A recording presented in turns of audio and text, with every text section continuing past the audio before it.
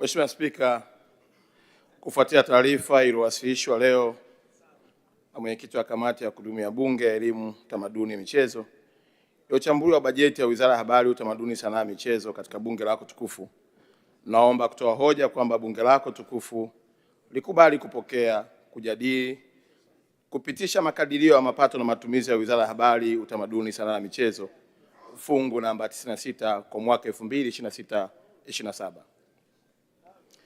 Mheshimiwa Spika, naomba hotuba yangu yote iingie katika kumbukumbu rasmi ya Bunge kama ilivyowasilishwa. Mheshimiwa Spika, awali ya yote nianze kwa kumshukuru Mwenyezi Mungu mwingi wa rehema kwa kuendelea kupatia uhai, afya njema, kutuwezesha kukutana tena siku ya leo kujadili ustawi wa sekta ya habari, utamaduni, sanaa na michezo. Tuendelee kumwomba Mwenyezi Mungu atuongoze katika kujadili hotuba hii ya bajeti kwa dhamira ya kuhakikisha sekta ya habari, utamaduni, sanaa na michezo zinakuwa na mchango mkubwa katika maendeleo ya ustawi wa taifa letu.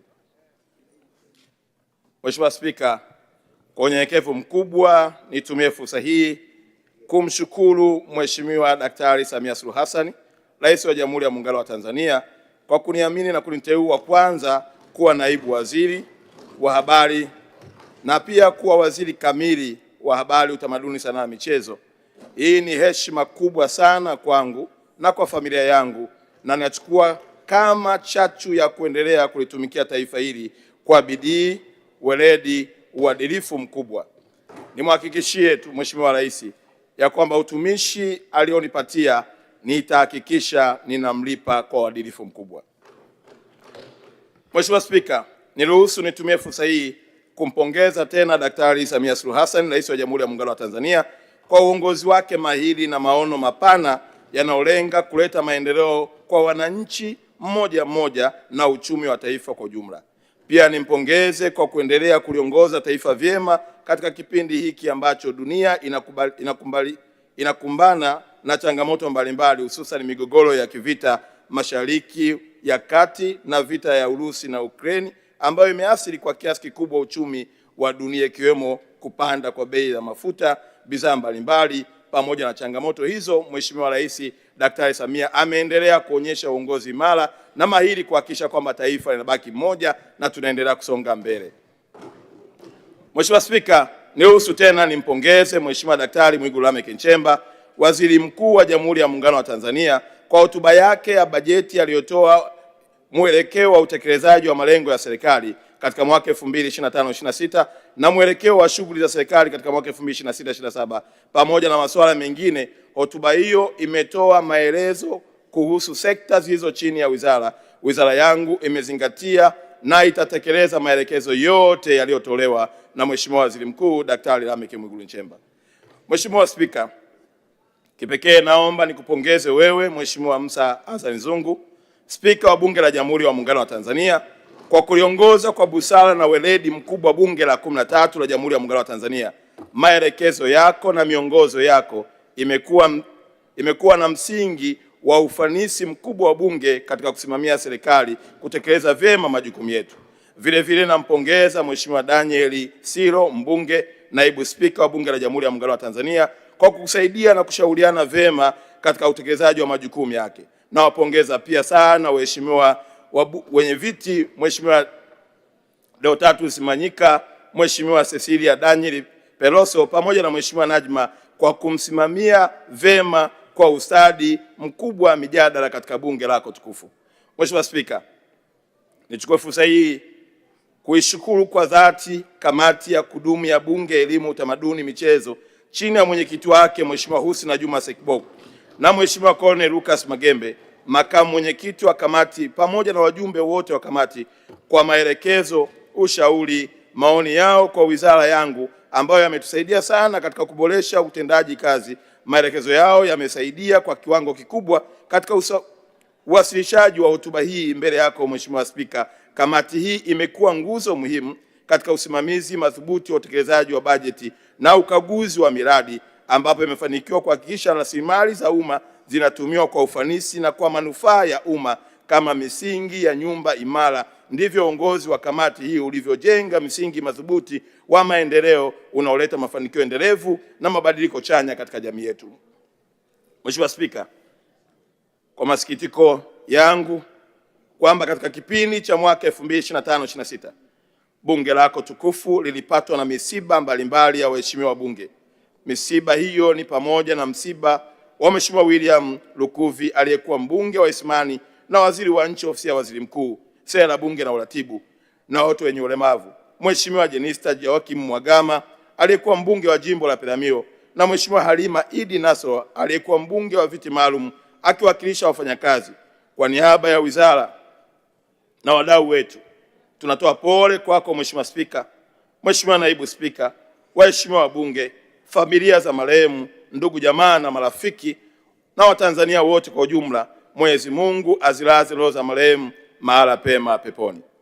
Mheshimiwa Spika, mafanikio yaliyopatikana katika kipindi chote hiki kutokana na ushirikiano mzuri miongoni mwa wadau wa wizara wakiwemo viongozi, watumishi, wadau wa shirika wa maendeleo ya wizara, natambua mchango wao mkubwa wanaoutoa kwa wizara, ambapo umeleta matunda yanayoweza kujivunia mbele ya bunge lako tukufu.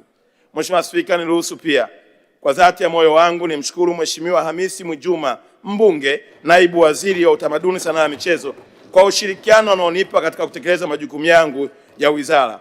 Nimshukuru pia ndugu Gerson Msigwa, katibu mkuu, ndugu Matthew Ntonda, naibu katibu mkuu, wakuu wa idara na vitengo, wakuu wa taasisi zilizoko chini ya wizara na watumishi wote wanaofanya kazi kwa bidii na wanaohakikisha mipango ya wizara inatekelezwa kama ilivyopangwa.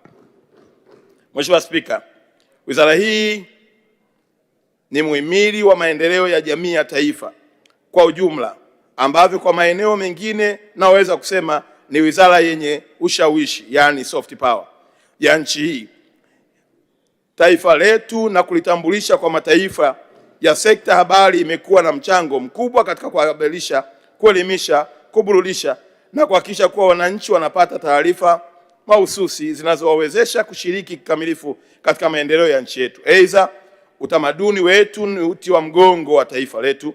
Hivyo kupitia sekta ya utamaduni, serikali imeendelea kujenga uzalendo, kuhifadhi mila na desturi pamoja na maadili ya Mtanzania. Mheshimiwa Spika, serikali inayoongozwa na Daktari Samia Suluhu Hassan, Rais wa Jamhuri ya Muungano wa Tanzania, kwa kuona umuhimu wa sekta hii hususan michezo, imefanya uwekezaji mkubwa unaolenga kuinua taifa katika ramani ya michezo. Mheshimiwa Rais amewekeza zaidi ya shilingi trilioni 1.2 katika michezo, ikiwa ni sehemu ya kuifanya Tanzania kwa mwenyeji wa AFCON 2027. Uwekezaji huu upo katika timu ya taifa, uendeshaji wa michezo pamoja na miundombinu mbalimbali. Mheshimiwa Spika, mapitio ya utekelezaji wa majukumu kwa kipindi cha mwaka 2025-26, mapato na matumizi ya wizara. Mheshimiwa Spika, katika mwaka wa fedha 2025-26 wizara ilikadiri kukusanya shilingi bilioni 1 milioni 36, ambapo hadi kufikia mwezi Aprili 2026 shilingi milioni 699,706,093 sawa na asilimia 67.5 ya lengo la mwaka lilikusudiwa zimekusanywa. Mheshimiwa Spika, kwa upande wa taasisi zilizo chini ya wizara, kiasi kilichokadiriwa kukusanywa ilikuwa shilingi bilioni 40 milioni 295,192, ambapo hadi mwezi Aprili 2026 shilingi bilioni 17 na milioni 20,636 sawa na asilimia 42 ya lengo zilikuwa zimekusanywa. Bajeti ya wizara na mtiririko wa fedha. Mheshimiwa Spika, katika mwaka wa fedha 2025-26 wizara iliidhinishiwa bajeti yenye jumla ya shilingi bilioni 519 milioni 660,073. Kati ya fedha hizo mishahara ilikuwa bilioni 33 milioni 408, matumizi mengine ilikuwa shilingi bilioni 28 na milioni 65, na miradi ya maendeleo ilikuwa bilioni 458 milioni 190,788.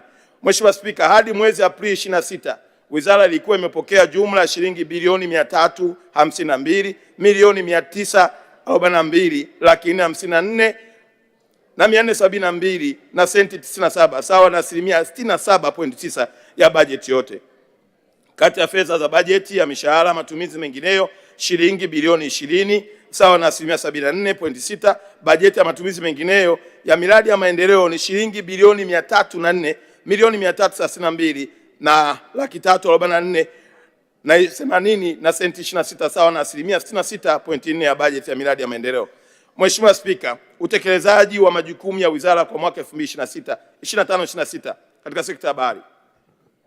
Wizara kupitia idara ya habari na msemaji mkuu wa serikali imeendelea kuisemea serikali kwa kutoa taarifa mbalimbali kuhusu utekelezaji wa miradi ya maendeleo nchini. Katika kipindi cha kuanzia Julai 25 hadi Aprili 26, wizara imefanikiwa kuandaa mikutano 22 ya msemaji mkuu wa serikali na vyombo vya habari. Mheshimiwa Spika, katika kuhakikisha wananchi wanaendelea kupata taarifa sahihi kuhusu mambo mbalimbali yanayofanywa na serikali, wizara imeratibu mikutano 30 ya taasisi za serikali kuzungumza na waandishi wa habari, ambapo aidha iliratibu mikutano 15 ya waheshimiwa mawaziri kueleza utekelezaji wa majukumu ya kitekelezaji wa ahadi za Mheshimiwa Daktari Samia Suluhu Hassan, Rais wa Jamhuri ya Muungano wa Tanzania, katika kipindi cha siku 100 za muhula wake wa pili wa serikali ya awamu ya 6. Vile vile wizara imechapisha nakala 20,000 za jarida la nchi yetu linalohusu mafanikio ya utekelezaji wa shughuli mbalimbali za serikali. Mheshimiwa Spika, wizara kupitia TBC imeendelea na utekelezaji wa miradi ya upanuzi wa usikivu kwa kujenga vituo vya kurusha matangazo ya redio masafa ya FM katika wilaya 18 nchini. Ujenzi unaoendelea katika wilaya za Kalembo, Rukwa, Liwale, Lindi, Rufiji, Pwani, Biharamulo, Kagera, Urambo, Igunga, Tabora, Karatu, Manyara, Kilolo, Iringa, Ulanga, Morogoro, Iramba, Singida na Kagera na Ngara, Kagera.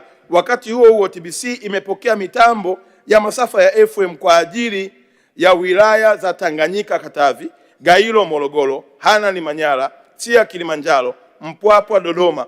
Aidha, TBC inashirikiana na wadau wengine wa maendeleo ya mawasiliano na teknolojia ya habari ikiwemo mfuko wa mawasiliano kwa wote, ambapo mradi wa upanuzi wa usikivu unaotekelezwa katika wilaya 10 za Kyerwa, Kagera, Chunya, Mbeya, Kiteto, Manyara, Chemba, Dodoma, Mkinga, Tanga. Maeneo mengine ambayo mradi unatekelezwa ni katika maeneo ya Bukombe, Geita, Usangi, Kilimanjaro, Lombo, Kilimanjaro, Buhigwa, Kigoma na Tunduru, Ruvuma. Mheshimiwa Spika, TBC kwa kushirikiana na Wizara ya Mawasiliano, Teknolojia ya Habari imetekeleza mradi wa upanuzi wa usikivu katika wilaya 15. Kazi ya ufungaji wa mitambo ya kurusha matangazo imekamilika kwa vituo Arumeru, Arusha, Meatu, Simiyu, Sengerema, Mwanza, Kilosa, Morogoro, Mpwapwa, Dodoma, Mombo, Songwe. Eza ujenzi wa majengo ya kuhifadhi mitambo inayoendelea kwenye halmashauri ya Iringa vijijini, Lushoto, Tanga, Simanjiro, Manyara, Mbipwe, Rukwa, Nyang'hwale, Geita, Kilombero, Morogoro, Nkasi Kusini, Rukwa, Itigi, Singida na Mkalama, Singida. Mheshimiwa Spika, kukamilika kwa ujenzi wa vituo hivi kutaongeza usikivu wa 98% na hadi kufikia Aprili 2026 usikivu wa redio wa TBC umefika wilaya 139.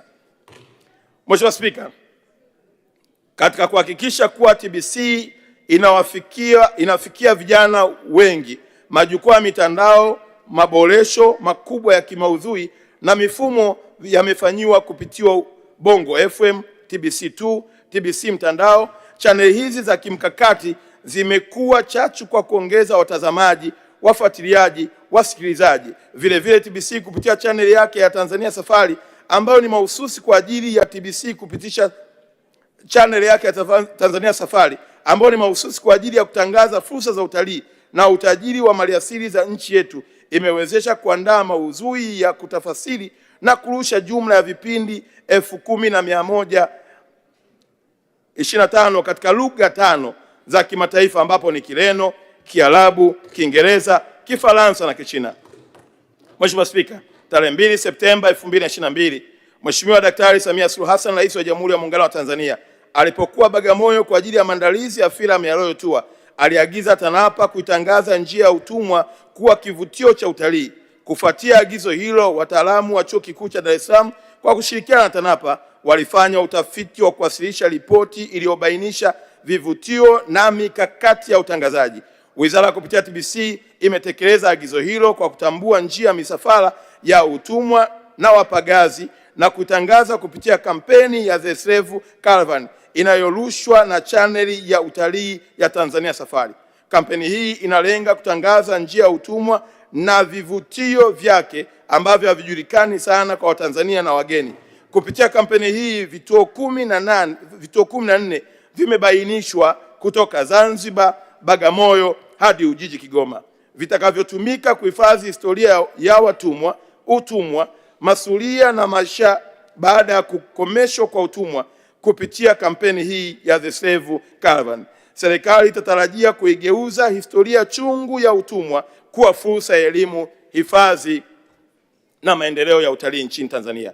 Mheshimiwa Spika, channel ya TBC1, TBC2 na Tanzania Safari kwa kupitia mtandao wa television ya Caravan International zimeweza kufikia nchi 46 zinazoongea Kiingereza, Kifaransa, Kireno. Nchi hizo ni pamoja na Angola, Benin, Burkina Faso, Botswana, Burundi, Kameruni, Jamhuri ya Afrika ya Kati, Chadi, Kongo, Jamhuri ya Kidemokrasia ya Kongo, Djibouti, Equatorial Guinea, Ethiopia, Eritrea, Gaboni, Gambia, Ghana, Guinea-Bissau, Ivory Coast, Kenya, Liberia, Lesotho, Mali, Malawi, Mauritius, Mozambiki, Namibia, Nigeria, Niger, Rwanda, Senegal, Sierra Leone, Somalia, Sudani, Afrika Kusini, Sudani ya Kusini, Uganda, Tanzania, Togo, Zambia, Zimbabwe. Eza kupitia Azam nchi 7 zimefikiwa ambapo ni Tanzania, Kenya, Burundi, Uganda, Rwanda, Malawi na Zimbabwe. Mheshimiwa Spika, Wizara kupitia TSN imeendelea kutekeleza mradi wa ufungaji wa mitambo mipya ya kisasa ya uchapaji kwa kujenga jengo la kiwanda cha uchapaji na kununua mitambo mipya ya kisasa ya kuchapaji. Hatua ya ujenzi wa jengo la kiwanda cha uchapaji imefikia 83.1. Ununuzi wa mitambo mipya ya kisasa ya uchapaji umefikia 85%. Mheshimiwa Spika, Wizara kupitia TSN imeendelea kuboresha uandaaji wa uchapaji wa maudhui kupitia magazeti, channel ya mitandao na majukwaa ya mitandao ya kijamii. Maudhui haya yamejulikana katika kuhabarisha mafanikio ya serikali ya awamu ya 6 inaongozwa na Mheshimiwa Daktari Samia Suluhu Hassan, Rais wa Jamhuri ya Muungano wa Tanzania. Hadi kufikia Aprili 2026, TSN imeandaa na kuchapisha jumla ya makala 2973 za kimkakati. Mheshimiwa Spika, TSN imeanzisha mkataba maalum wa historia kwa kuweka matoleo ya zamani ya magazeti na picha kwenye mfumo wa kidijitali. Jumla ya matoleo 12,600 ya Daily News na Habari Leo, picha zaidi ya 2499 na makala maalum zaidi ya 2100 zimepatiwa alama ya utambuzi na mfumo huu umehifadhi nyaraka zote muhimu zinazohusu historia ya nchi, historia kuhusu viongozi wakiwemo waasisi wa taifa, historia ya harakati ya ukombozi wa uhuru kwa nchi za kusini mwa Afrika na historia kuhusu masuala ya kidiplomasia.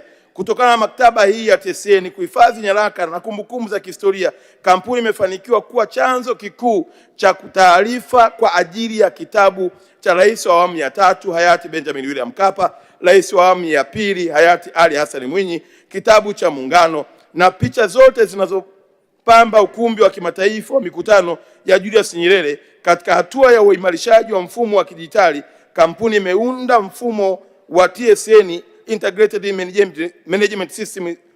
Management Information System unaounganisha Digital Archive na tovuti ya kampuni ili kuwezesha kutoa huduma na kupata taarifa zote popote duniani.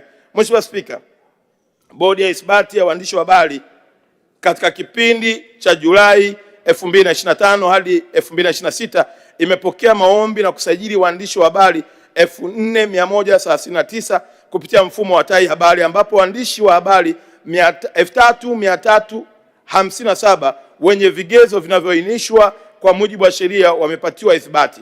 Malalamiko 14 ya uvunjifu wa maadili ya taaluma ya habari yameshughulikiwa. Mheshimiwa Spika, Wizara kupitia Bodi ya Ithibati ya Waandishi wa Habari imeandaa mwongozo maalum, na naomba nisome vizuri taratibu. Mheshimiwa Spika, Wizara kupitia Bodi ya Ithibati ya Waandishi wa Habari imeandaa mwongozo maalum wa kisheria utakaowezesha wanahabari wakongwe walioathiriwa na mfumo wa ithibati kurejea katika mfumo rasmi kwa kuzingatia masharti ya sheria huduma za habari sura namba 229 ambayo ilitungwa kwa ajili ya kukuza taaluma ya uandishi wa habari kwa kuweka mfumo wa kitaasisi utakaosimamia sekta ya habari.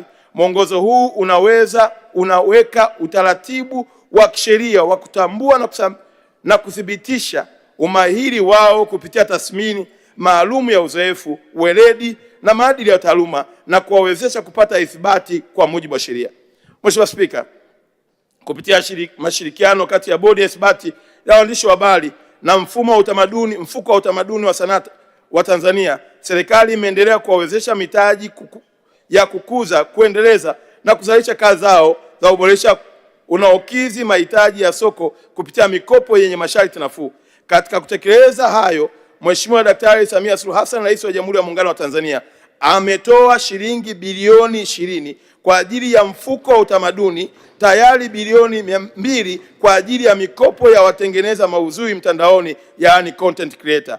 Zimetoka kwa lengo la kuwasaidia kupata vitendea kazi na kuongeza uzalishaji wa kazi zao. Mheshimiwa Spika, Wizara kupitia mfuko wa utamaduni na sanaa imetoa mafunzo kwa watengeneza maudhui mtandaoni wenye lengo la kuwawezesha kutengeneza kazi zenye ubora kwa soko shindani la ndani na nje ya nchi. Mafunzo kwa awamu ya kwanza yametolewa kwa watengeneza maudhui mtandaoni 931, ambapo kati yao wanawake ni 574 sawa na 62% na wanaume ni 357 sawa na 38% kutoka mikoa mitatu: Dar es Salaam, Mwanza na Arusha. Mheshimiwa Spika, kamati ya maudhui imepewa jukumu la kusimamia maudhui yanayotolewa katika vyombo vya habari na kuchukua hatua pale inapotokea ukiukwaji wa sheria, kanuni na maadili. Kabla ya kuchukua hatua za kisheria, serikali hutanguliza mazungumzo, ushauri, utoaji wa maelekezo kwa vyombo husika, ikilenga kutoa fursa ya kujirekebisha.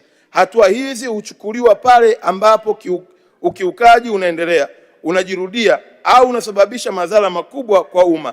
Katika kipindi cha Julai 25 hadi Aprili 26, Wizara kupitia kamati ya maudhui ya Mamlaka ya Mawasiliano imetekeleza majukumu yafuatayo: moja, kufanya vikao 9 vya kamati ya kushughulikia masharti dhidi ya watoa huduma 14 ambao walikiuka sheria, kanuni, masharti ya leseni zao; kufanya mapitio ya taarifa ya ukiukaji wa kanuni za utangazaji dhidi ya watoa huduma 11 maudhui ya utangazaji waliobainika kuwa na ukiukaji wa mara kwa mara wa sheria, kanuni na masharti ya leseni; na kushiriki kwenye vikao 3 vya mashauriano na watoa huduma wa utangazaji na maudhui kuhusu uzingatiaji wa sheria, kanuni, masharti ya leseni na maadili ya uandishi na utangazaji wa habari.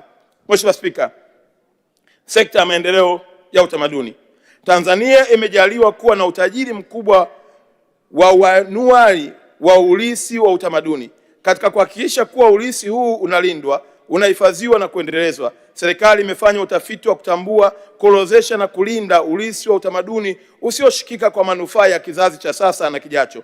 Utafiti huo uliofanyika kwa kushirikiana na wadau wa utamaduni ulijikita katika kutambua na kuorodhesha vazi la kanga kama moja ya alama muhimu ya utambulisho wa Utanzania na urithi wa utamaduni. Kufuatia utafiti huo, andiko la vazi la kanga liliwasilishwa Shirika la Umoja wa Mataifa Elimu ya Sayansi na Utamaduni UNESCO kwa lengo la kuingizwa kwenye orodha ya urithi wa dunia wa utamaduni usioshikika inayosimamiwa na shirika hilo. Manufaa ya kutambuliwa kwa urithi wa utamaduni wa Tanzania katika orodha ya urithi wa dunia ni pamoja na kuongeza hadhi ya utamaduni wa kimataifa, kupata fursa ya ufadhili wa uendelezaji wa uhifadhi wa urithi kutoka kwenye mifuko ya kimataifa inayoratibiwa na UNESCO, kutangaza urithi wa utamaduni wa Tanzania pamoja na utalii wa kiutamaduni duniani. Mheshimiwa Spika, jitihada nyingine zilizofanywa na serikali kupitia wizara ni kukamilisha uandaaji wa mwongozo wa kitaifa wa kulinda urithi wa utamaduni usioshikika, yani National Framework for Safeguarding Intangible Cultural Heritage. Katika kukubaliana na swala la mmomonyoko wa maadili nchini, umeandaliwa mkakati wa taifa wa kukabiliana na mmomonyoko wa maadili nchini.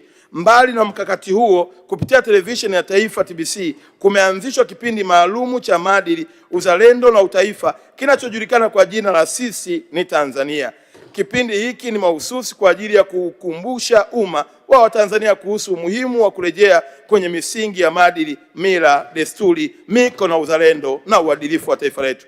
Mheshimiwa Spika, ili kuhakikisha Kiswahili kinaendana na mabadiliko ya teknolojia, wizara kupitia BAKITA imeandaa kongoo ya Kiswahili ya taifa, yaani KOKITA, Kwa kipindi cha Julai 25 hadi Aprili 26, BAKITA imehariri na kuingiza maneno milioni 22 katika kongoo ya Kiswahili ya taifa, ambapo hadi Aprili 2026 kongoo hiyo ina jumla ya maneno milioni 61 na lengo ni kufikisha maneno milioni 100. Kongoo hii itakuwa daraja la kuongeza ufanisi wa Kiswahili katika teknolojia ya kompyuta, hususan katika matumizi ya akili unde, yani AI.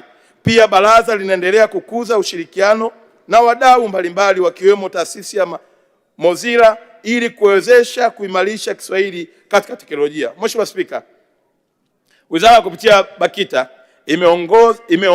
imeongoza umma wa wazungumzaji wa Kiswahili, wadau wapenzi wa Kiswahili Afrika na duniani kote kushuhudia hatua kubwa ya Kiswahili kukubalika kwa lugha rasmi ya mkutano mkuu wa Shirika la Umoja wa Mataifa Elimu, Sayansi na Utamaduni UNESCO. Kiswahili ni lugha ya kwanza ya Afrika kupata hadhi hiyo, na hivyo yalijiri katika mkutano mkuu wa 43 wa shirika hilo. Mheshimiwa Spika, Oktoba hadi Novemba 13, 2025. Kwa muktadha huo, Kiswahili sasa ni lugha rasmi ya Jumuiya ya Afrika Mashariki, Jumuiya ya Maendeleo kwa nchi ya Kusini mwa Afrika, Umoja wa Afrika, Umoja wa Wazalishaji Almasi Afrika na UNESCO.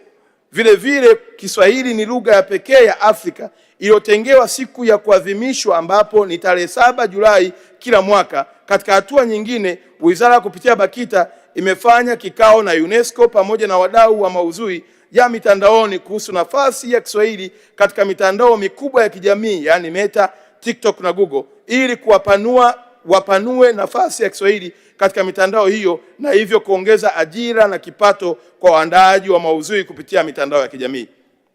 Mheshimiwa Spika, katika kuelekea mashindano ya Kombe la Mataifa ya Afrika, yani AFCON, serikali kupitia BAKITA inaendelea na shughuli ya usanifishaji wa islahi za michezo, ambapo hadi sasa jumla ya islahi 420 za michezo zimesanifishwa. Mheshimiwa Spika, wahenga wanasema asiyefahamu lugha hafahamu mila. Wizara kupitia BAKITA imeendelea kuelimisha umma kuhusu kuzingatia matumizi ya Kiswahili fasaha na sanifu pamoja na utamaduni wake. Shughuli hii imeuishwa kuandaa na kurushwa hewani jumla ya vipindi 1057 kupitia vituo vya redio na television. Mafunzo ya msasa ya matumizi ya Kiswahili fasaha na sanifu pamoja na utamaduni wake yametolewa na waandishi wa uwezeshi ofisi 844, makatibu na makatibu halmashauri 12 pamoja na wahudumu wa mapokezi ya huduma kwa wateja 52. Mheshimiwa Spika, baraza limeandaa na kufanya kongamano la 5 la idhaa zinazotangaza kwa Kiswahili duniani ikiwa na kauli mbiu tasnia ya habari, misingi ya maendeleo ya Kiswahili duniani. Lengo kuu la kongamano la idhaa ni kuimarisha uhusiano wa taasisi za Kiswahili na vyombo vya habari ambavyo vinatekeleza jukumu kubwa la kukikuza na kukieneza Kiswahili ndani na nje ya nchi. Kongamano hilo lilifanyika katika kituo cha mikutano cha kimataifa cha Arusha ISCC jijini Arusha tarehe 24 hadi 27 Machi 2026.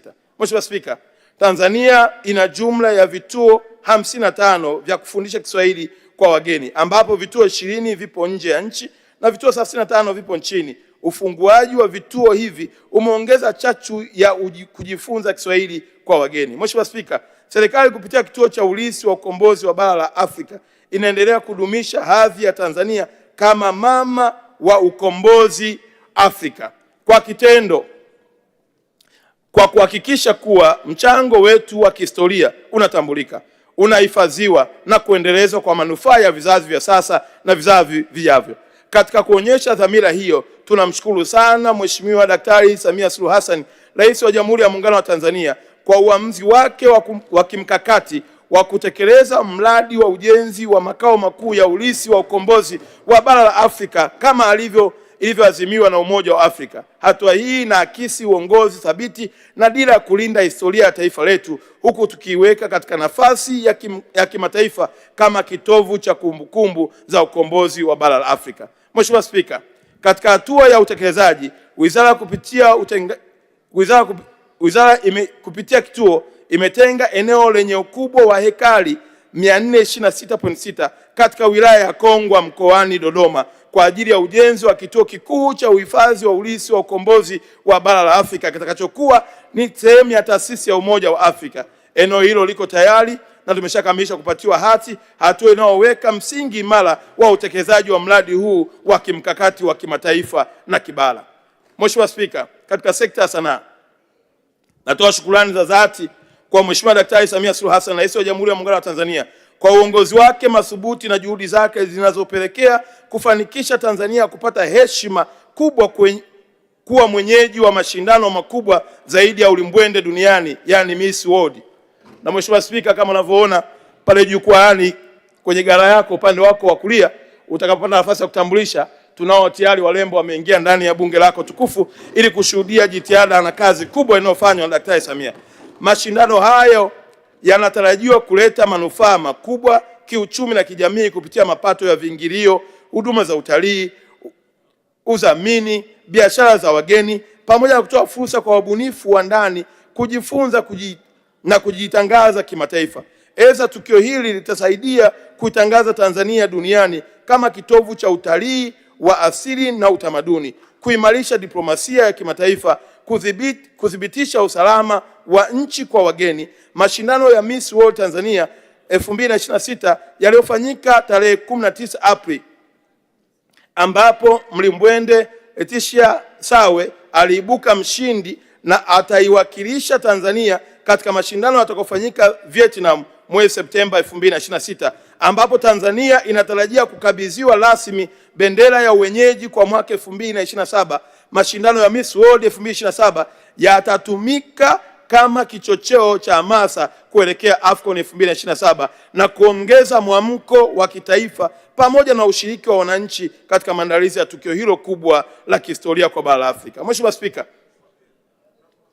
mashindano haya ya Miss World ambayo Mheshimiwa Rais amefanikisha kuleta Tanzania katika nchi 54 za bara la Afrika, Tanzania ni nchi ya pili kuwa mwenyeji wa mashindano haya, ukitoa nchi ya kwanza ambayo ilikuwa ni South Africa. Na kwa kutokana na mazungumzo mazuri yaliyofanywa na Daktari Samia nasi tukiwa wawakilishi wake, mwandaaji wa mashindano haya amelizia kuwa Tanzania mwenyeji wa waandaaji wa mashindano ya Miss World itafanyika miaka 3 mfululizo na kuleta nchi zaidi ya 180 katika taifa la Tanzania. Mheshimiwa Spika, wizara iliratibu tamasha la Chani Sengeli lililofanyika tarehe 2 Agosti 2025 katika eneo la nje la uwanja wa Benjamin Mkapa, ikiwa ni sehemu ya sherehe za uzinduzi wa mashindano ya kombe la mataifa ya Afrika kwa wachezaji wa ligi ya ndani.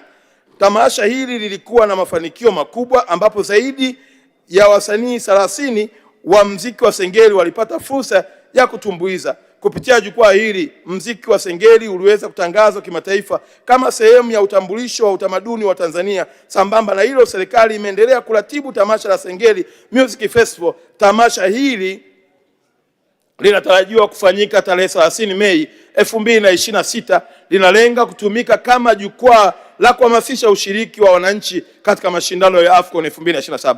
Mheshimiwa Spika, Bodi ya Filamu Tanzania imeratibu tamasha na tuzo za filamu. Tamasha hilo lenye dhima ya filamu ni biashara, lilohusisha matukio kama midahalo, washa na mafunzo kwa wadau ya filamu na michezo ya kuigiza, lilifanyika jijini Dar es Salaam kuanzia tarehe 3 Julai hadi 16 Agosti 2025, ambapo jumla ya wadau 1600 walishiriki, zikiwemo nchi za Zambia, Jamhuri ya Kidemokrasia ya Kongo, Kenya, Somalia, Uganda, Rwanda na nchi kutoka nje ya Afrika ambazo ni Uswizi na Marekani.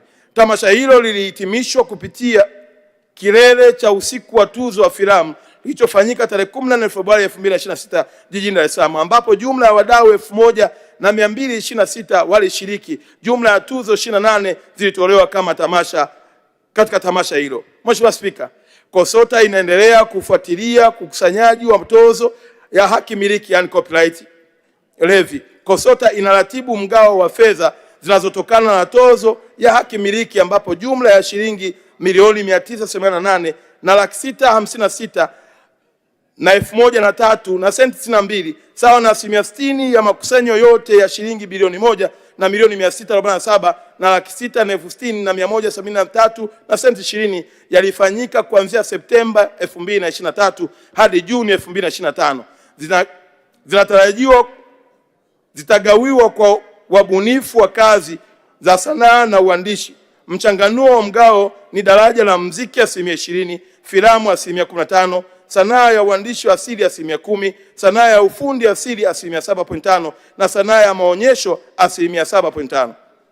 Mheshimiwa Spika, Mfuko wa Utamaduni wa Sanaa Tanzania umewezesha upatikanaji wa mikopo kwa wasanii kwa kushirikiana na taasisi za kifedha. Serikali kupitia mfuko imetoa mikopo yenye thamani ya shilingi bilioni 3 na milioni 535 kwa miradi 229 ya utamaduni na sanaa. Aidha, sekta zilizonufaika na mikopo hiyo ni filamu, ufundi, muziki, lugha na fashion. Imewezesha pia katika mikoa ya Dar es Salaam, mikoa ya Pwani, Morogoro, Manyara, Arusha, Mwanza, Kagera, Shinyanga. Mheshimiwa Spika, makofi yanavyozidi ndivyo ambapo pesa hizi tutapeleka kwa ajili ya hao wasanii.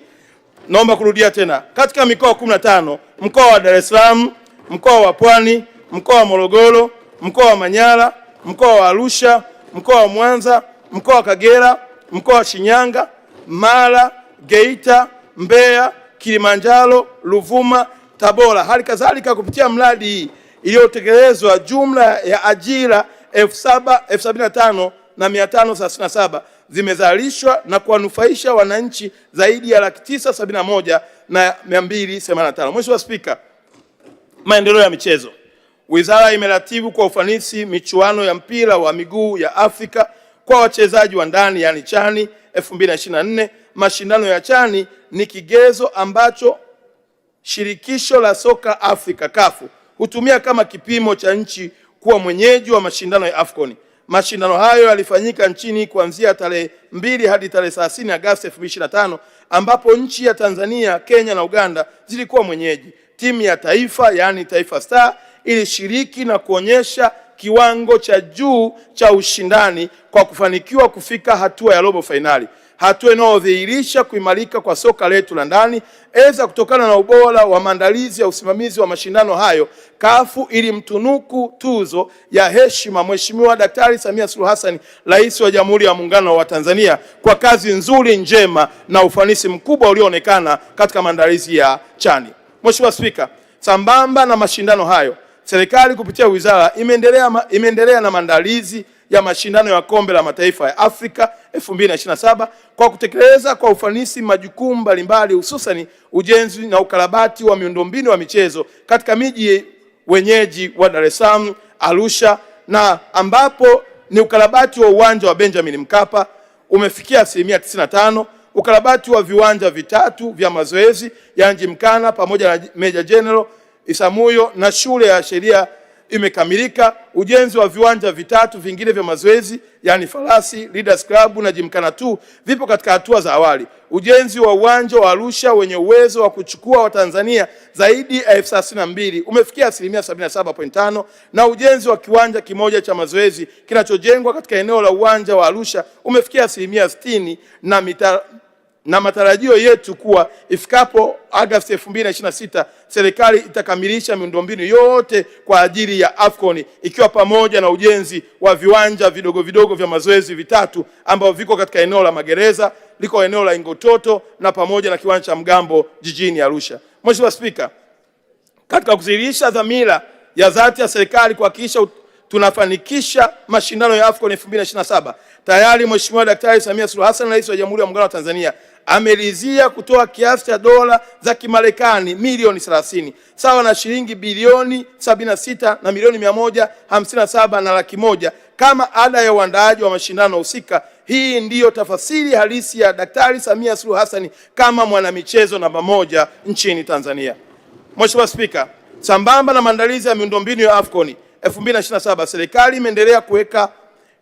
imeendelea kuwekeza katika maendeleo ya miundombinu mingine ya michezo nchini kwa kutekeleza miradi mikubwa ya kimkakati yenye lengo la kukuza vipaji na kuboresha huduma za michezo kwa wananchi. Miradi mingine inayotekelezwa ni ujenzi wa akademi za michezo katika chuo cha maendeleo ya michezo Malia, ambapo utekelezaji wake umefikia 49%, ujenzi wa uwanja wa mpira wa miguu jijini Dodoma wenye uwezo wa kuchukua watu 32,500 ambapo umefikia 5%, ujenzi wa kituo cha mazoezi na kupumzikia wananchi jijini Dodoma ambao umefikia 73.5%, ujenzi wa kituo cha mazoezi ya kupumzikia wananchi jijini Dar es Salaam kilichofikia 49%, na ukarabati wa uwanja wa Uhuru ambapo umefikia 70%. Mheshimiwa Spika, serikali kupitia Baraza la Michezo la Taifa imeendelea kuwezesha ushiriki wa wanamichezo na timu za taifa katika mashindano ya kimataifa. Serikali inampongeza mwanariadha Alphonce Felix Simbu, na imani yuko ndani kwenye jengo lako tukufu Mheshimiwa Spika, aliyefanikiwa kushinda medali ya dhahabu katika mashindano ya riadha ya dunia yaliyofanyika Septemba 2025 jijini Tokyo, Japani, ikiwa ni medali ya kwanza ya dhahabu ya kwanza Tanzania katika mashindano hayo tangu kupata uhuru. Pia kuibuka mshindi wa pili wa kushinda medali ya fedha katika mashindano ya marathon ya kimataifa yaliyofanyika tarehe 20 Aprili 2026 jijini Boston, Marekani. Pia tunampongeza mwanariadha John Were aliyetwaa medali ya dhahabu katika mashindano ya nusu marathon yaliyofanyika tarehe 19 Aprili 26 nchini Poland. Mheshimiwa Spika, hao washindi wetu wote tumewaleta pia kwenye bajeti yetu ikiwa sehemu ya kupata heshima ya bunge lako tukufu kwa kazi nzuri wanayoifanya ya kuiwakilisha Tanzania. Sambamba na hiyo Mheshimiwa Spika, serikali inazipongeza timu ya taifa ya mpira wa miguu Taifa Star kwa kufika hatua ya 16 bora katika mashindano ya AFCON 2025 yaliyofanyika nchini Morocco na kufika hatua ya robo finali ya mashindano ya CHAN yaliyofanyika 2024. Timu ya wanawake pia kwa kushiriki kombe la dunia 2025 nchini Ufilipino na kufikia hatua ya makundi. Twiga Star iliyotoa ubingwa wa Sakafa Senior Women Championship 2025 na kufuzu AFCON ya 2026, pamoja na timu ya mpira wa miguu kwa wenye ulemavu kwa kushiriki mashindano ya Afrika Mashariki na Kati nchini Burundi. Aidha, wizara inatoa pongezi kwa timu ya taifa ya ngumi kwa kushinda jumla ya medani 18. Mheshimiwa Spika, zoezi la ngumi au mashindano ya ngumi haya sio ya mchezo, kwa sababu unaweza kushangaa tayari linatoka, lakini tumepata medali 18. Za dhahabu ni 1, fedha ni 4 na za shaba ziko 13 katika mashindano ya kanda ya 3 ya Afrika yaliyofanyika Kenya mwaka 2025. Timu ya mpira wa kikapu ya Dar City iliyoshiriki mashindano ya kikapu Afrika yaliyofanyika nchini Afrika Kusini na kufanikiwa kufuzu kucheza fainali ya mashindano hayo itakayofanyika nchini Rwanda Mei 26. Mheshimiwa Spika, na hii pia timu ya Dar City ni katika historia ya taifa letu hatujawahi kuwa na timu iliyoshiriki katika mashindano ya basketball, ambapo sasa Dar City imechukua nafasi hiyo ya kuiwakilisha Tanzania na kupeperusha bendera vyema huko duniani na kuingia katika mashindano yanayokwenda kufanyika nchini Rwanda. Mheshimiwa Spika, naomba pia kumleta kwako na kwa bunge lako tukufu bondia Ibrahim Krasi aliyepigana na kuipata mikanda miwili ya WBC na WBO.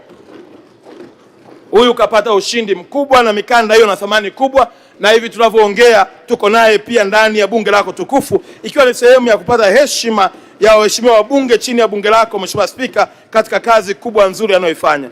Lakini pia tunaye bondia Lupasu Shoti ambaye alishinda mikanda wa IBO Africa. Tunaye pia Amani Bariki aliyeshinda mkanda wa WBC Intercontinental. Tunaye Frenki Shangembe aliyeshinda mkanda wa WBO Afrika wa uzito wa kilo 90. Yusufu Changalawe ameshinda mkanda wa WBC Afrika. Halima Vunjabei aliyeshinda mkanda wa PST.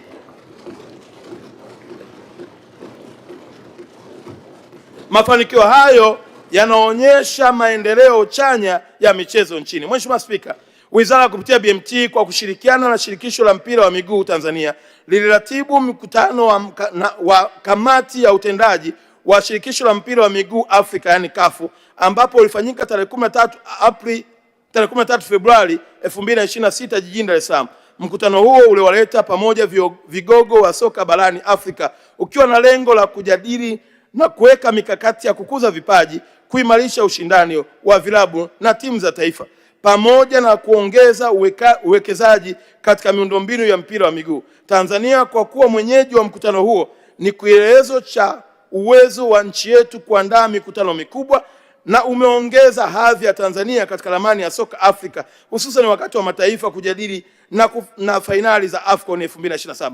Ujio wa viongozi hao unaweka wazi kuwa nchi yetu inazidi kuaminiwa kama kitovu cha maamuzi makubwa ya michezo barani Afrika. Mheshimiwa Spika, maelezo ya kina kuhusu utekelezaji wa majukumu ya wizara kwa mwaka 2025-26 yanapatikana katika ukurasa wa 13 hadi ukurasa wa 148 wa kitabu cha hotuba yangu. Mheshimiwa Spika, mpango wa bajeti wa mwaka 2026-27. Mheshimiwa Spika, katika mwaka wa fedha wizara na taasisi zake kwa kushirikiana na wadau utekelezaji wa jukumu mbalimbali kwa kuzingatia dira ya taifa ya maendeleo ya 2050, mpango wa 4 wa maendeleo ya taifa miaka mitano, ilani ya uchaguzi wa Chama cha Mapinduzi, maelezo ya Mheshimiwa Daktari Samia Suluhu Hassan, Rais wa Jamhuri ya Muungano wa Tanzania, alipohutubia Bunge la Jamhuri ya Muungano wa Tanzania tarehe 14 Novemba 2025, maelekezo ya hotuba ya Mheshimiwa Waziri Mkuu Daktari Lameck Mwigulu Nchemba kuhusu mwelekeo wa kazi za serikali 2026-27, mpango wa mkakati wa wizara, malengo ya Umoja wa Mataifa kuhusu maendeleo endelevu ya mwaka 2030 na sera, sheria, miongozo mbalimbali na sekta za habari, utamaduni, sanaa, michezo. Mheshimiwa Spika, kutokana na muda naomba uniruhusu niende kwenye ukurasa wa 15. Mheshimiwa Spika, kuelekea mashindano ya AFCON 2027 yatakayofanyika kuanzia tarehe 19 Juni hadi 17 Julai 2027, wizara imejipanga kikamilifu kwa kushirikiana na wadau wote kuhakikisha kwamba mashindano haya si tu yanafanyika bali yanaweka historia na alama isiyofutika kwa taifa letu. Tayari tunazo kamati mbalimbali za uratibu kitaifa na kimataifa. Katika hili nimshukuru sana Mheshimiwa Daktari Mwigulu Lameck Nchemba, Waziri Mkuu wa Jamhuri ya Muungano wa Tanzania, ambaye ndio mwenyekiti wa kamati kuu ya kitaifa ya waheshimiwa mawaziri wote kwa kushirikiana na wadau mbalimbali. Mheshimiwa Spika, pamoja na miundombinu iliyoelezwa hapo awali, tayari serikali imewaunganisha pamoja wadau katika sekta ya utalii na ukarimu, hususan migahawa, hoteli na huduma za malazi, huduma za usafiri na usafirishaji, magari, treni, ndege, meli, na utaendelea kuona namna ambavyo picha tulivyoziandaa ndivyo ambavyo muonekano wa maandalizi yetu na magari yetu ikiwa pamoja na ndege na treni zitakapoweza kuonekana. Mheshimiwa Spika, maeneo ya starehe ya burudani kwa mashabiki, yani fan zone, maboresho ya muonekano wa miji yetu, vivutio vya utalii, mbuga, fukwe na mali ya kale, matibabu ya kibingwa, ulinzi na usalama, uhamiaji na mikakati mahususi ya hamasa kuelekea AFCON 2027 imeandaliwa, ambapo utazinduliwa hivi karibuni na kuhakikishia kuwa kila Mtanzania anakuwa sehemu ya mashindano haya kwa lengo la kunufaika na fursa za AFCON na kutangaza Tanzania. Mheshimiwa Spika, kutokana na hayo yote tumeendelea kushirikiana na wadau na wanamichezo maarufu walioonekana kusaidia au kutoa mchango mkubwa kwa nchi zao na dunia katika soka. Na hapa niruhusu nimtambulishe tena kwako na kwa bunge lako tukufu mwanamichezo maarufu Didier Drogba, ambaye ni mchezaji bora wa wakati wote na nahodha wa zamani wa timu ya taifa ya Ivory Coast. Pia amewahi kutumikia vilabu vikubwa vya mpira wa miguu duniani ikiwemo Chelsea na ni mmiliki wa klabu ya Phoenix Rising ya Marekani. Uwepo wake leo ni uthibitisho tosha kwa namna gani serikali imeamua kuitumia AFCON 2027 kuitangaza taswira ya Tanzania kimataifa. Mheshimiwa Spika, maelezo ya kina kuhusu mpango wa bajeti wa wizara kwa mwaka 2026-27 yanapatikana katika ukurasa wa 151 hadi 173 kitabu cha hotuba yangu. Mheshimiwa Spika, shukrani. Kabla ya kuhitimisha hotuba yangu, nitumie nafasi hii kuwashukuru wadau mbalimbali ambao kwa namna moja au nyingine wamechangia kufanikisha utekelezaji wa majukumu ya Wizara ya Habari, Utamaduni, Sanaa na Michezo. Ushirikiano na misaada yao ya kifedha, kiufundi na kitaaluma imekuwa nguzo ya mafanikio yaliyopatikana katika mwaka 2025-26. Wadau hao ni pamoja na nchi wahisani, mashirika mbalimbali ya kimataifa, taasisi za fedha, vyombo vya habari, taasisi za hiari zilizokuwa za kiserikali. Na Mheshimiwa Spika, sio rahisi kuwataja wote, lakini kwa upekee nitambue mchango wa kampuni ya Azam Media, na leo tuko naye ndugu yetu Bwana Yahaya akiwa anawakilisha, na Mighty Choice Tanzania katika kupeleka Kiswahili kwenye nchi zenye wazungumzaji wengi wa Kifaransa. Mheshimiwa Spika, kwenye upande wa michezo ni ukweli usiopingika ya kwamba Azam imetoa mchango mkubwa sana wa kukuza sekta ya michezo, na kwa kazi kubwa tunayoendelea kuifanya, tunao mpango wa kuwatambua kama wachangiaji wakubwa na wawezeshaji wa kuifanya Tanzania endelee kuonekana. Lakini sambamba na hivyo, nimesema hapa Azam, lakini nimesema Mighty Choice Tanzania, hawa wametusaidia sana kufanya uwezekano wa Kiswahili chetu kuwa sehemu ya habari kwenye nchi zinazozungumza Kifaransa. Mamlaka ya Mawasiliano Tanzania TCRA, benki ya NMB, CRDB, NBC, mfuko wa mawasiliano kwa wote, shirikisho la mpira wa miguu Tanzania TFF, 361 Degree Africa Limited, serikali ya mji wa Busan nchini Korea Kusini, shirika la Umoja wa Mataifa la elimu ya sayansi utamaduni UNESCO, na kituo cha sanaa na utamaduni cha Alliance Francis. Mheshimiwa Spika, kwa mara nyingine tena nilimshukuru sana kwa dhati ya moyo wangu Daktari Samia Suluhu Hassan, Rais wa Jamhuri ya Muungano wa Tanzania, kwa maono yake, maelekezo na miongozo yake katika utekelezaji wa majukumu ya sekta ya habari, utamaduni, sanaa na michezo. Wizara hii tunakiri kuwa tunadaiwa matokeo, na Mheshimiwa Rais amemaliza kazi yake. Nimhakikishie kuwa katika kipindi alichoniamini kusimamia majukumu haya sitamwangusha. Watanzania tuendelee kumwombea kwa Mwenyezi Mungu Rais wetu wa Jamhuri ya Muungano wa Tanzania Daktari Samia Suluhu Hassan, Mungu amjalie afya njema ili aendelee kutuongoza vyema. Mheshimiwa Spika, niwashukuru viongozi wa dini wa madhehebu yote wanaoendelea kuliombea taifa letu, na wengine leo wapo wakiongozwa na viongozi wa dini wa mkoa wa Arusha. Tuko naye pia kazi wa mkoa, tuko na maaskofu ambao wamekuja kwa pamoja kuendelea kutuombea, ikiwa ni sehemu ya kulinda amani na umoja wa taifa letu. Mheshimiwa Spika, ninakushukuru tena Chama changu cha Mapinduzi chini ya mwenyekiti Daktari Samia Suluhu Hassan kwa kunipendekeza kuwa mgombea na hatimaye kuchaguliwa kwa kura nyingi na wananchi kuwa mbunge wa jimbo la Arusha mjini. Ninaahidi kulipa imani hii kubwa kwa utumishi wenye matokeo chana kwa chama changu cha Mapinduzi. Mheshimiwa Spika, kwa mara nyingine tena niwashukuru wananchi wa jimbo la Arusha mjini kwa ushirikiano wanaonipa katika utekelezaji wa mipango ya maendeleo ya jimbo letu. Arusha tulichelewa sana, na sasa kutekeleza shughuli za misingi za maendeleo ni sasa. Wananchi wameamua kubadili sura ya Arusha kwa kufanya kazi.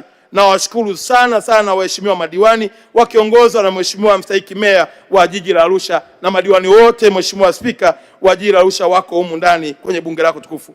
Mheshimiwa Spika, kufikia kwangu hapa leo, wapo watu ambao Mwenyezi Mungu kwa kusudi lake aliwatumia katika namna moja au namna nyingine.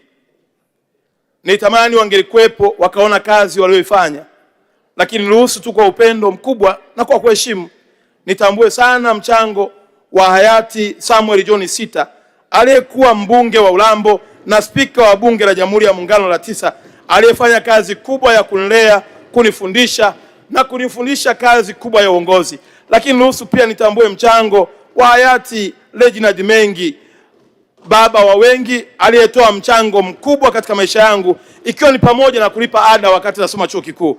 Lakini naomba nitambue pia mchango wa marehemu Bernard Membe, aliyekuwa mbunge wa Mtama na waziri wa mambo ya nje, ambaye yeye naye pia ni miongoni mwa watu waliofanya kazi kubwa ya kunilea na kunifundisha kazi ya uongozi. Sambamba na hilo, Mheshimiwa Spika, leo tunaye kaka yangu Mambalaswa akishirikiana na Dr. Harrison Mwakembe ambao walifanya kazi kubwa ya kuwa makaka wa kunilea na kunifikisha hapa leo nilipofika. Matokeo haya tunayoona, Mheshimiwa Spika, ya kazi nilizozifanya katika nafasi mbalimbali nilizopewa ni michango yao isiyosahaulika ndani ya moyo wangu na maisha yangu.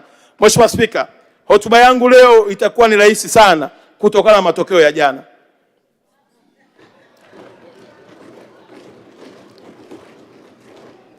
Wakati najiandaa kuja hapo, Mheshimiwa Spika, Mheshimiwa Waziri Mkuu alinipigia simu akaniomba nisionyeshe furaha yangu kutokana na matokeo ya jana.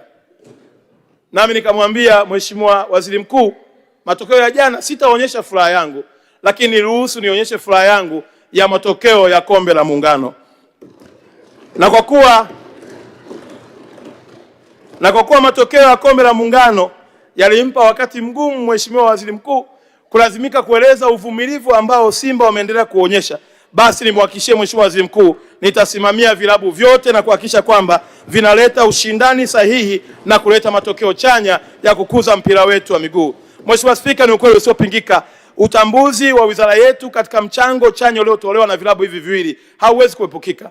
Simba na Yanga wamekuwa nguzo wa mchezo wa mpira wa Tanzania na tunawaombea kila laheri katika uimarishaji wa uongozi wao ili waendelee kuwa mwalimu na kuleta fursa nyingi zaidi kwa timu zetu za ndani. Mheshimiwa Spika, nishukuru familia yangu, hususan mke wangu kipenzi Maria Felix Masenge na watoto wangu wote akiwepo Kigan Paul Makonda, Kenze Paul Makonda na Kezi Paul Makonda, ambao leo mke wangu ameniambia hata kuja kwenye bunge atabaki kulinua jina la Bwana ili kazi hii ifanywe kwa utukufu mkubwa. Lakini pia nao watoto ambao ninawalea akiwepo Tina na wengine ambao wako pale nyumbani wanaoendelea kuomba kuhakikisha kwamba baba yao anaifanya kazi iliyokamilika.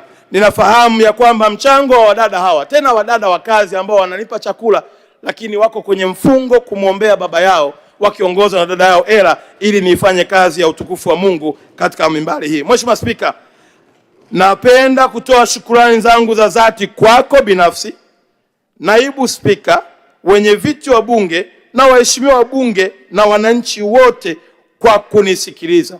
Baada ya kusema hayo, Mheshimiwa Spika, niruhusu sasa hitimisho. Mwaka 2026/27 wizara inatarajia kukusanya jumla ya shilingi bilioni 1,058,000. Aidha, kwa upande wa taasisi 12 zilizo chini ya wizara ya, kiasi kinachotarajiwa kukusanywa ni shilingi bilioni 40,898,000 na 692,000. Mheshimiwa Spika, ili kutekeleza majukumu ya wizara katika mwaka wa fedha 2026/27, naomba bunge lako tukufu lilizie na kuidhinisha bajeti ya Wizara ya Habari, Utamaduni, Sanaa na Michezo kwa mwaka 2026/27 yenye jumla ya shilingi bilioni 525,327,857. Kati ya bajeti hiyo shilingi bilioni 39 na milioni 71,597,000 ni kwa ajili ya mishahara, shilingi bilioni 28 na milioni 65,472,000 ni matumizi mengineyo, na miradi ya maendeleo shilingi bilioni 458 milioni 190,778,000. Mheshimiwa Spika, kwa unyenyekevu mkubwa naomba kutoa hoja.